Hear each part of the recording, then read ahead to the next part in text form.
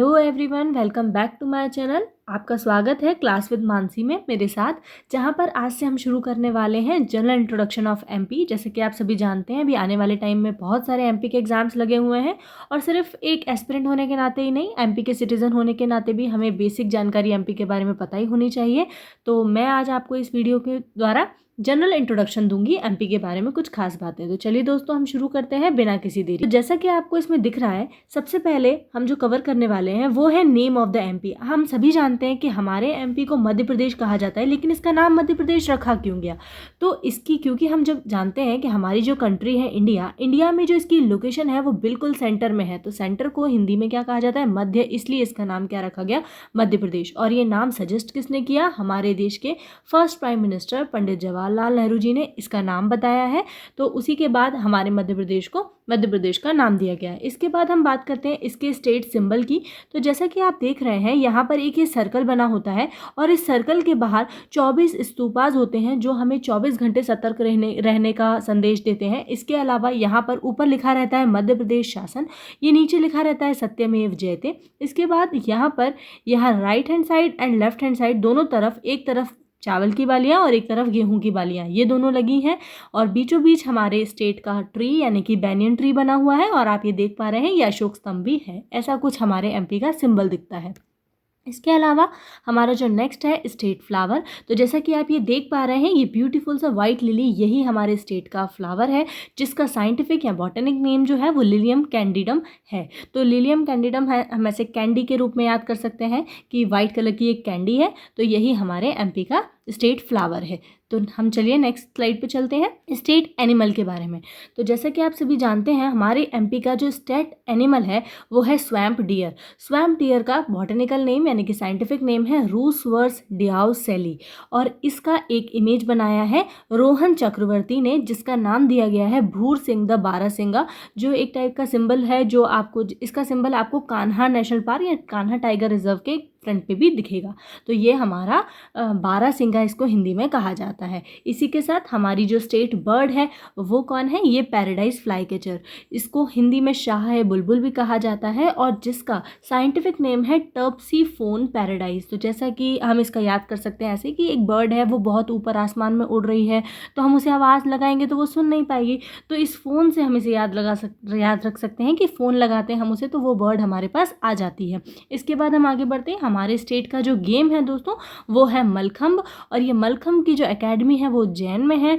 और ये जो मलखम्ब है ये बेसिकली रेत में एक स्टिक को एक वो ज़मीन पर लगाया जाता है और उसके ऊपर जो योद्धा होते हैं वो चढ़कर अपना करतब दिखाते हैं। तो यही हमारा स्टेट का गेम है। तो चलिए हम आगे बढ़ते हैं नेक्स्ट स्लाइड पे, जिसमें हम देख रहे हैं स्टेट फिश। आप ये देख रहे हैं ये इतनी ब्यूटीफुल सी फिश, इसका नाम है महाशीर, इसको टोटाटोरा इसका साइंटिफिक नेम है, और ये मेनली नर्मदा रिवर में पाई जाती है।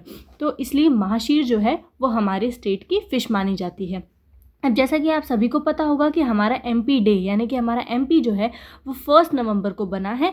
1 नवंबर 1956 को इसका गठन हुआ है। तो आप दोस्तों ये याद रखिएगा, और हर साल ये जो एमपी डे है इसको भारत भवन जो कि भोपाल में है वहाँ पर मनाया जाता है। हम आगे बढ़ते हैं। हमारे स्टेट का जो सॉन्ग है वो है मेरा मध्य प्रदेश। आपने सुना होगा, सुख का दाता सबका साथी, शुभ का ये संदेश है, माँ की गोद पिता का आंचल, मेरा मध्य प्रदेश है। तो ये बहुत ही अच्छा सॉन्ग है, आप चाहें तो इसे सुन भी सकते हैं। इसे लिखा है महेश श्रीवास्तव जी ने और इसको गाया है शान ने। शान आप जानते होंगे, शांतनु मुखर्जी ने इसको गाया है। इसके बाद हम बात करते हैं जो हमारे एमपी की लोकेशन है।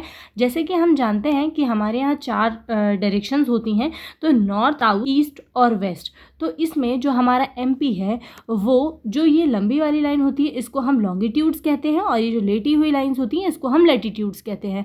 तो हम यहाँ देखते हैं कि 21 डिग्री 2 मिनट नॉर्थ से लेकर 26 डिग्री 87 मिनट नॉर्थ हेमिस्फीयर में ये पाया जाता है। और हमारे जो एमपी की लोकेशन है वो कौन से हेमिस्फीयर में है दोस्तों? नॉर्थ ईस्टर्न हेमिस्फीयर में। नॉर्थ ईस्टर्न हेमिस्फीयर मैं आपको थोड़ा सा बता देती हूँ इसके बारे में। जैसे कि ये हमारी अर्थ है, इस अर्थ में ये इक्वेटर होता है और यहाँ पर कहीं हमारा इंडिया है। तो अगर हम डायरेक्शन वाइज देखें तो ये नॉर्थ है और ये ईस्ट है, तो इसलिए ये नॉर्थ ईस्ट में हमारा एमपी की भी लोकेशन आती है। और इसी के साथ आप ये थोड़ी सी जो डिजिट्स हैं उसको याद रखिएगा। आगे बढ़ते हैं। इसका जो एरिया है, हमारे एमपी का जो एरिया है वो 119016 स्क्वायर माइल्स है, लेकिन पेपर में जो पूछा जाता है वो स्क्वायर किलोमीटर में मैक्सिमम पूछा जाता है, तो आप ये याद रखिएगा। 3,08,252 3,08,252 किलोमीटर स्क्वायर टोटल इसका एरिया है। दोस्तों एक छोटा सा इसमें थोड़ा सा डिस्प्यूट है 7 किलोमीटर का, जिसकी वजह से जो अमरकंटक में किरार वैली के नाम से जाना जाता है, और उसकी वजह से कहीं कहीं पर आपको इसका जो एरिया है वो 3,08,247 भी मिलता है, तो आप इसको थोड़ा सा ध्यान रखिएगा। चलिए हम आगे बढ़ते हैं। हमारी जो नेक्स्ट फैक्ट है वो ये है कि एमपी जो है वो सेकंड लार्जेस्ट स्टेट है एरिया वाइज। अगर हम देखें तो राजस्थान के बाद राजस्थान जो है वो फर्स्ट पे आता है, और हमारा एमपी जो है वो सेकंड है अगर हम एरिया वाइज देखें तो।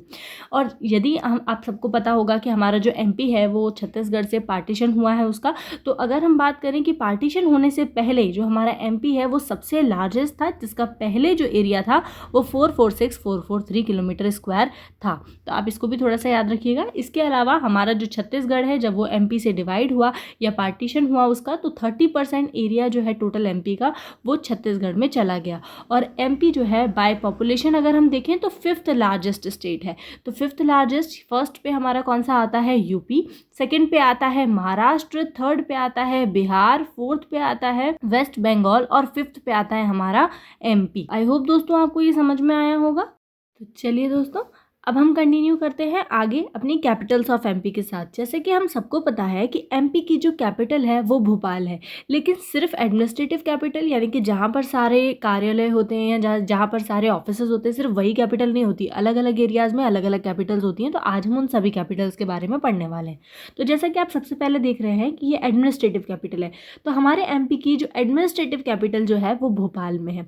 इसके अलावा आपको ये जानकर हैरानी होगी कि जिस वक्त हमारा जो भोपाल है वो एमपी की कैपिटल बना, उस टाइम पर वो एक डिस्ट्रिक्ट नहीं था, बल्कि वो एक तहसील थी, वो भी सीहोर डिस्ट्रिक्ट की। वास्तव में इसको डिस्ट्रिक्ट का जो नाम है वो कब दिया गया, 1972 में। ये बहुत ही इंपॉर्टेंट फैक्ट है, तो इसे आप अच्छे से ध्यान रखिएगा। और भोपाल को जो कैपिटल है वो 1956 में ही बना दिया गया था जब हमारे एमपी का फॉर्मेशन हुआ था, लेकिन डिस्ट्रिक्ट ये बाद में बनी है। इसके अलावा हमारे एमपी की जो समर कैपिटल है वो है पचमढ़ी। पचमढ़ी आप सभी जानते होंगे, गर्मियों में हर इंसान ठंडी जगहों पर जाना पसंद करता है, तो पचमढ़ी हमारे यहाँ पर ठंडी जगह है, तो आप इसको आसानी से याद रख सकते हैं। इसके अलावा दोस्तों एक और ये फैक्ट है कि शिवपुरी जो है वो सिंधिया डायनेस्टी जो कि ग्वालियर में रूल करती है उनकी समर कैपिटल मानी जाती है। चलिए हम आगे बढ़ते हैं हमारी नेक्स्ट स्लाइड पे, जो कि है हमारे यहाँ पर कमर्शियल या फिर फाइनेंस या फिर स्पोर्ट्स कैपिटल के बारे में, कि कॉमर्स, फाइनेंस और स्पोर्ट्स जो है उसकी कैपिटल इंदौर को कहा जाता है। आप सबको पता होगा कि हमारे एमपी में जो मेनली जो इंडस्ट्रियल एरिया है वो इंदौर ही माना जाता है, इसलिए इसको फाइनेंशियल और कमर्शियल कैपिटल कहा जाता है। इसके अलावा कोल कैपिटल, जहाँ पर इलेक्ट्रिसिटी सबसे ज़्यादा बनती है, तो सिंगरौली जो है वो हमारे एमपी का ईस्टर्न मोस्ट डिस्ट्रिक्ट है, इसलिए हमें इसको अच्छे से याद रखना है। ईस्टर्न मोस्ट मतलब कि अगर हम एमपी को अच्छे से देखेंगे तो सबसे ईस्ट में जो डिस्ट्रिक्ट है वो सिंगरौली पाया जाता है, और यहीं से इलेक्ट्रिसिटी जनरेट होती है, तो कोल कैपिटल इसे कहा जाता है। इसके अलावा म्यूज़िक कैपिटल हमारे यहाँ पर सतना और ग्वालियर को कहा जाता है।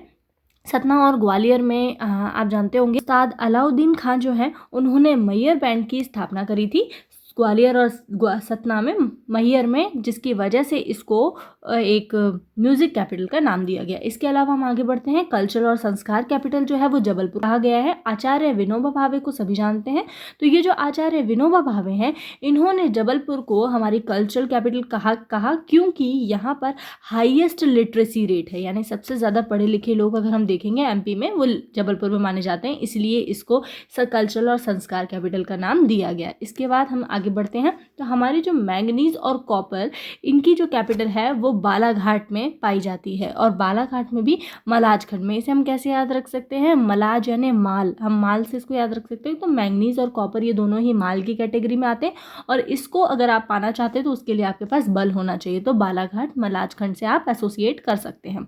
तो हम आगे बढ़ते हैं। आई होप दोस्तों आपको समझ आ रहा होगा।